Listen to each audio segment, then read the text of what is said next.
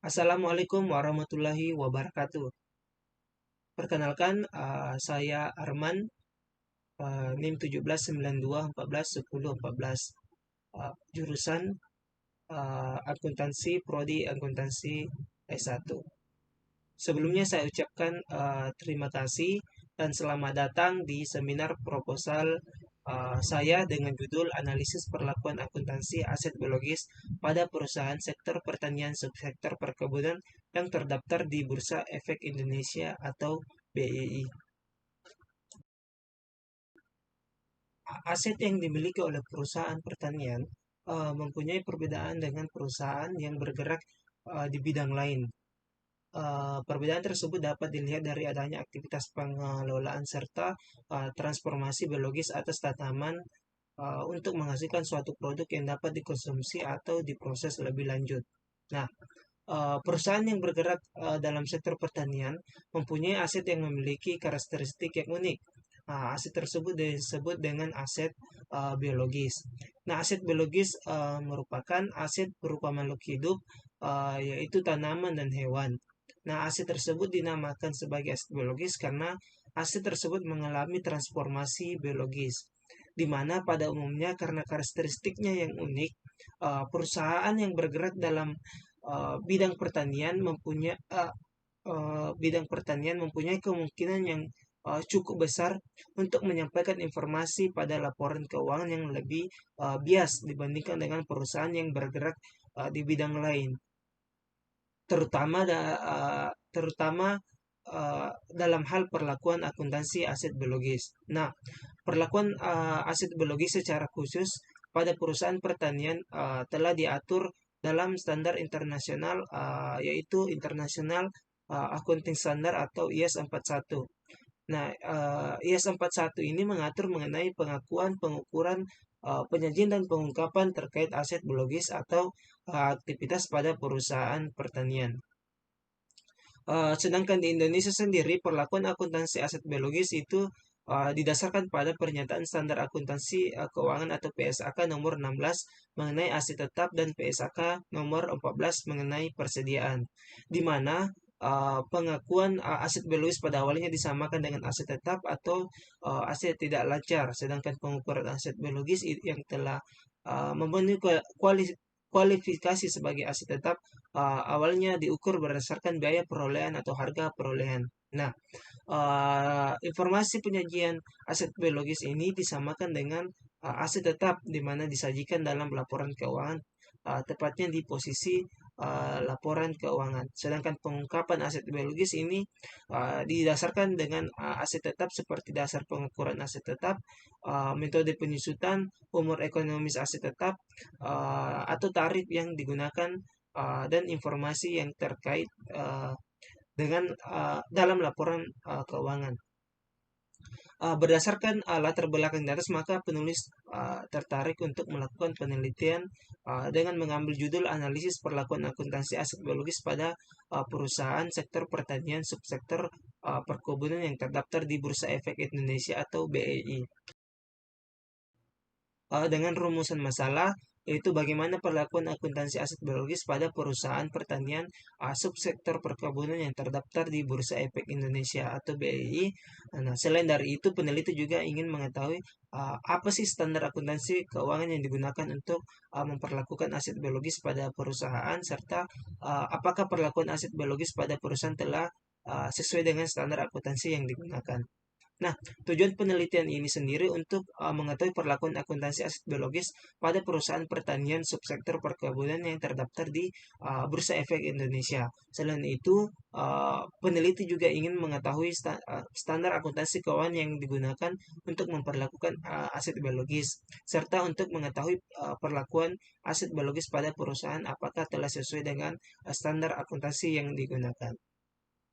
Manfaat penelitian ini ada dua, yaitu manfaat teoritis dan manfaat praktis.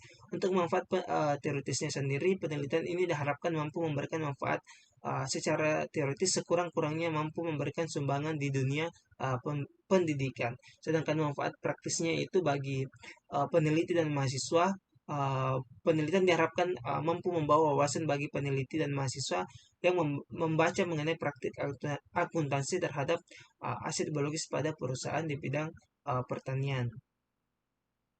Bagi perusahaan sendiri, penelitian diharapkan mampu memberikan masukan bagi perusahaan mengenai bagaimana perlakuan akuntansi aset biologis dan standar akuntansi keuangan uh, yang digunakan apakah sesuai dengan karakteristik perusahaan.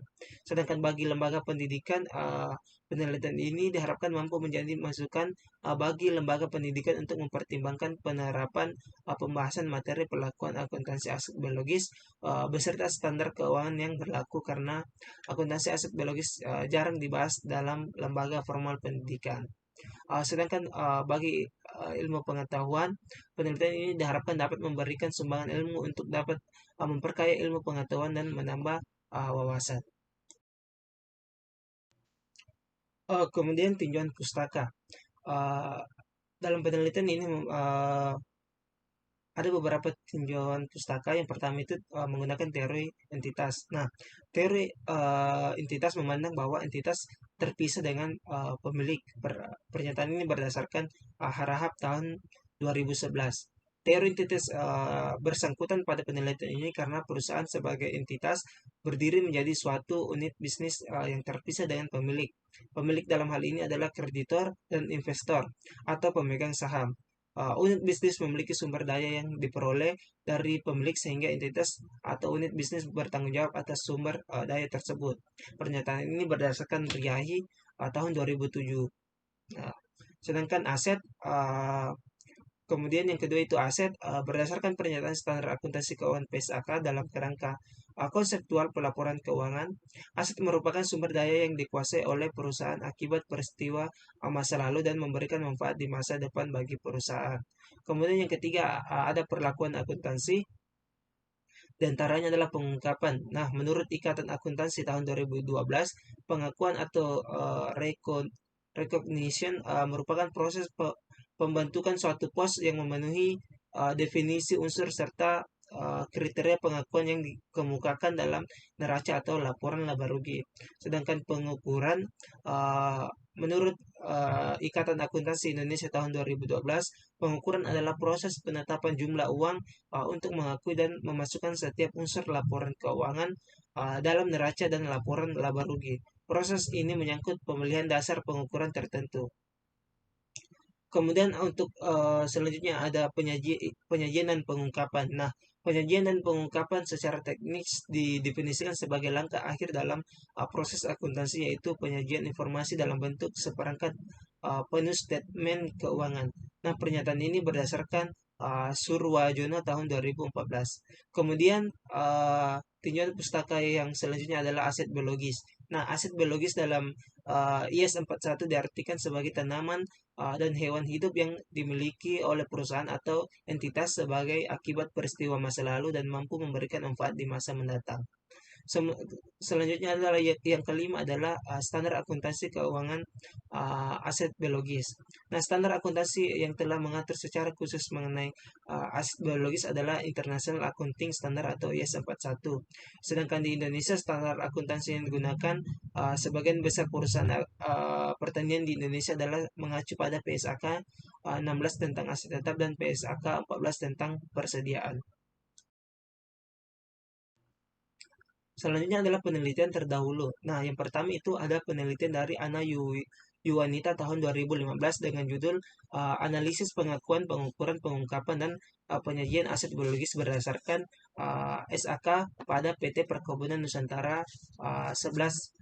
Nah, yang membedakan dengan penelitian penulis adalah objek penelitiannya, di mana pada penelitian ini menggunakan satu objek atau sampel sebagai tempat penelitiannya, sedangkan pada penelitian yang saya buat menggunakan 17 objek atau sampel untuk membandingkan perlakuan akuntansi setiap perusahaan yang terdaftar di BII, sedangkan persamaannya yaitu parabel yang digunakan diantaranya pengakuan, pengukuran, pengungkapan, dan penyajian.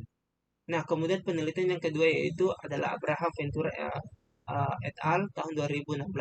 Nah, dengan judul Analisis Perbandingan Perlakuan Akuntansi Terhadap Aset Biologis dan Non-Biologis. Nah, yang menjadi perbedaan dengan penelitian saya adalah variabelnya, di mana pada penelitian Abraham et al. et al. Menambahkan satu variabel lagi, yaitu pembentukan aset. Maksud saya penghentian aset. Sementara persamaannya itu penelitian yang sama-sama menggunakan metode penelitian analisis deskriptif dengan pendekatan kualitatif. Nah, uh, yang ketiga itu penelitian Eka Hesti tahun 2016 dengan judul Perlakuan Akuntansi Aset Biologis Tanaman Apel pada Perkebunan PT Kua Kuaumatria Agrobiotani atau Kusuma Agrowisata sesuai IAS 41 Agrikultur. Nah, yang membedakan antara penelitian saya dengan penelitian Eka Hesti adalah terletak pada objek atau sampelnya, sampel penelitiannya, di mana pada penelitian ini hanya menggunakan satu objek atau sampel sebagai tempat penelitiannya, sedangkan pada penelitian yang saya buat menggunakan 17 objek sampel untuk membandingkan perlakuan akuntansi setiap perusahaan yang terdaftar di BEI. Sedangkan persamaannya itu sama-sama menggunakan metode penelitian yaitu metode analisis deskriptif dengan pendekatan kualitatif. Kemudian yang ketiga itu adalah Sulfa Ika Triana tahun 2017. Nah, analisis perlakuan akuntansi dan dengan judul Analisis Perlakuan Akuntansi dan Depresiasi Aset Biologis berdasarkan IAS 41 pada perusahaan peternakan Nah, yang membedakan dengan penelitian yang saya lakukan yaitu pada variabelnya di mana penelitian Sulfa menambahkan variabel depresi sebagai tambahan sedangkan persamaannya sama-sama menggunakan penelitian deskriptif kualitatif. Selanjutnya adalah kerangka pikir. Nah, perlakuan akuntansi mengenai aset biologis di Indonesia belum menggunakan standar khusus. Hal itu menarik bagi peneliti untuk mengetahui bagaimana perusahaan memperlakukan aset biologis dari pengakuan, pengukuran, penyajian, dan pengungkapan.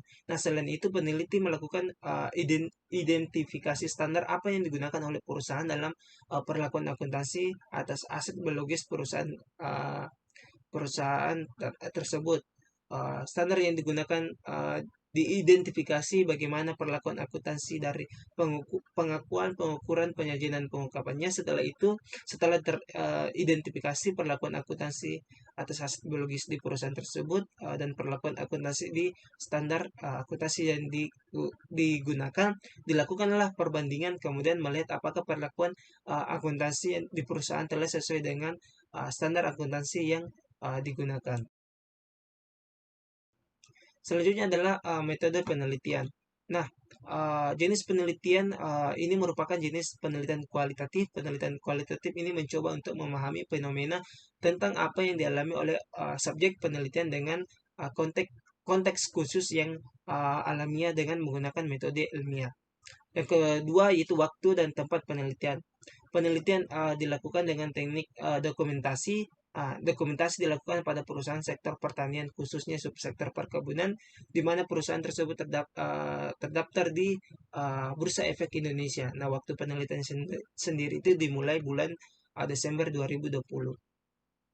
Yang ketiga adalah populasi dan sampel. Nah, populasi pada penelitian ini adalah perusahaan yang bergerak di bidang pertanian, subsektor perkebunan yang terdaftar di Bursa Efek Indonesia atau BEI. Populasi penelitian dilihat dari populasi penelitian dalam penelitian saya kali ini itu terdapat 23 perusahaan sektor pertanian yang terdaftar di Bursa Efek Indonesia.